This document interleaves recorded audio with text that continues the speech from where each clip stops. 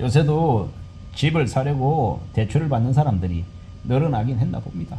2025년 2분기 기준으로 25조 가량이 가계부채가 늘었답니다.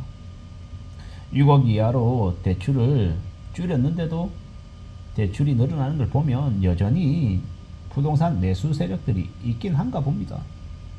3분기가 지나고 4분기가 되어야 조금 분위기가 좀 나아지려나요? 아니면 뉴스가 계속 뻔뻔질을 해서 그런 걸까요?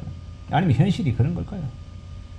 제 지인 중에 한 명이 이제 최근에 이제 집을 사기로 했답니다. 나홀로 아파트를 사게 됐던 배경은 지금 살고 있는 집에서 나와야 되는데 이사를 가려고 했더니 전세도 터무니없이 높고 반전세도 월세가 너무 비싸서 이럴 거면 차라리 주택담보대출을 받아서 원리금을 갚으며 사는 게 의미가 있겠다라고 생각하고 이제 그렇게 결정을 내렸다고 하더라고요.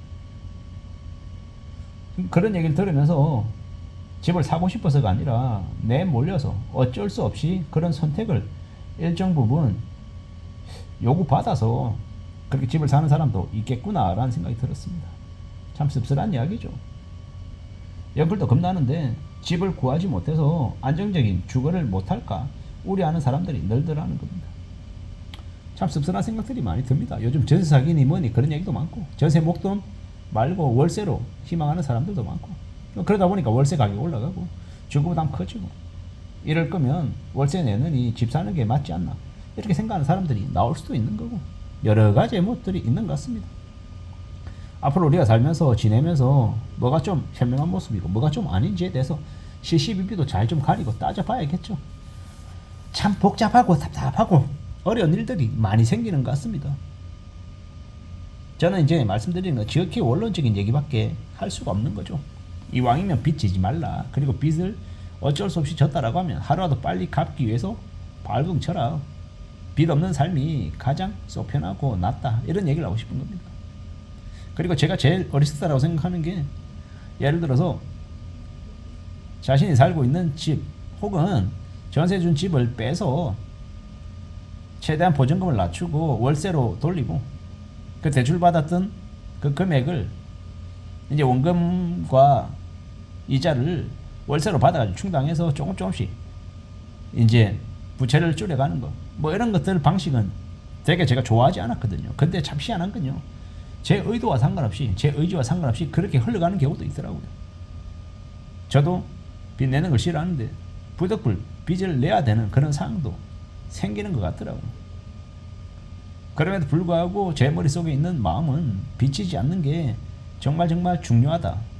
꼭 필요하다라는 건 항상 가지고 있고 빚을 내더라도 가만히 있어도 빚이 원금이 조금씩 갚아지는 그런 구조로는 가야 된다는 걸 너무도 잘 알고 있죠. 물론 그걸로만 기다릴 수는 없는 거고 제가 뭔가 경제적인 활동을 해서 빚을 더 갚아가고 이자도 내고 그러면서 살아야겠죠.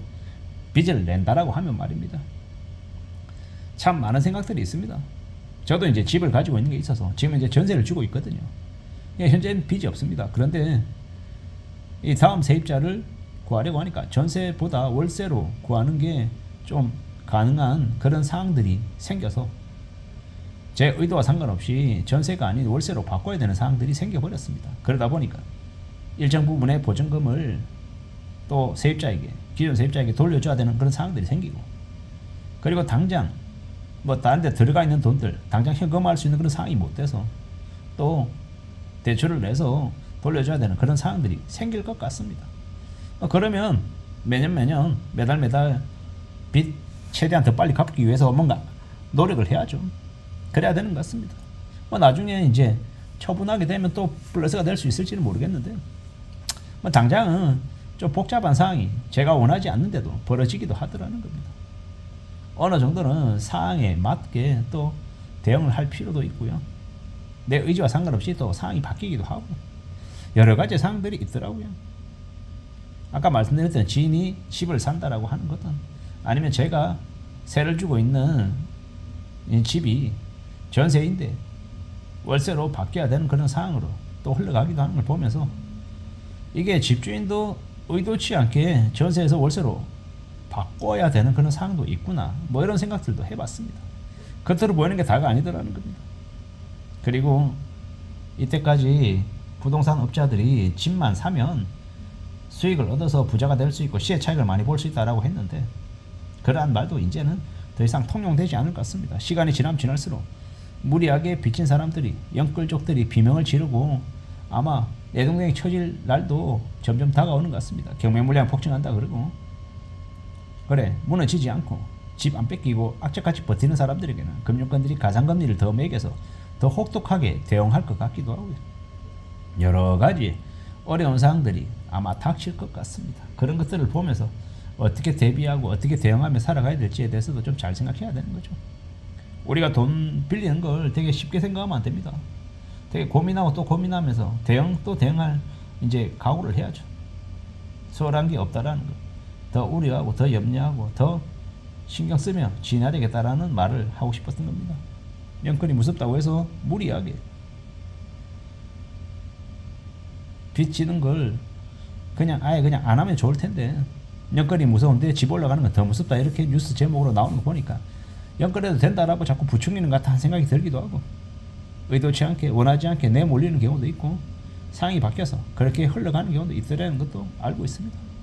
기본적인 기조는 빚지지 않고 살아간다라는 것 그리고 자신의 번 돈 범위 안에서 생활하고 최대한 남는 돈 저축하며 살고 부득불 빚진 상황이 지금 자신의 상황이다라고 하면 좀 더 열심히 일해서 소득을 더 늘려서 빚을 더 빨리 갚겠다라고 각오하고 다짐하고 실천하는 것 그게 아마 제일 필요한 모습인 것 같습니다. 우리가 살아가는 지금의 시대는 다들 고민스럽고 뭐가 안 풀려가지고 머리 아파하고 밤잠 설치고 걱정하고 한숨 쉬고 이러는 경우가 되게 많습니다.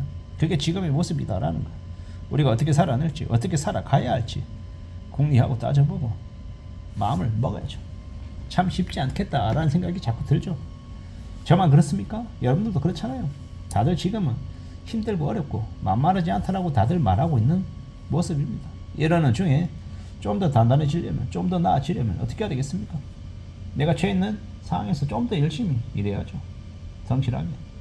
그거 말고 뭐가 있겠습니까? 좀 더 분발하고 좀 더 따져가고 좀 더 강해지려고 하는 거 그게 제일 필요한 것 같습니다. 그렇게 살아가야 그렇게 지내야 뭐가 나아질 것 같다라는 겁니다.